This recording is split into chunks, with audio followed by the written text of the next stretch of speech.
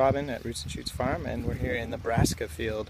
So we're looking at the broccoli that is going to be ready pretty soon, if not this week, then next week for the CSA. Things are looking real good, as you can see, but not all is well in the broccoli world, as we just took the row cover off of the field over there, and as you can see, everyone's hard at work weeding because of what we found under the cover. So here we are in the kale and broccoli field. We just pulled the cover off and everything looked like this, a mat of barnyard grass that is completely surrounding our plants. Now you might want to give up on this, but the plants actually look pretty good, so we are in hard recovery mode. All of these plants here look like all of these plants over here this morning, and we've managed to get rid of the weeds through a lot of elbow grease. The tractor is almost completely useless in here because of the density of the weeds, so we have a three-step process that we put together to get rid of these suckers.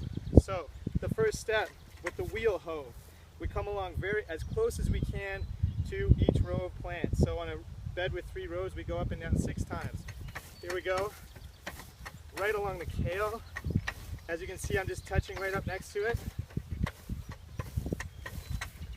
And after I've gone down on one side of this row of plants and I'm almost falling over for the exertion, I'm going to come back right on the other side.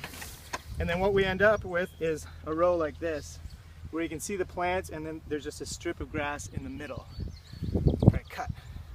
Step 2, we have Olivia on the hoe, the stirrup hoe, and she is cutting in between the plants with rapid, hard strokes, getting rid of that barnyard grass right in between the plants.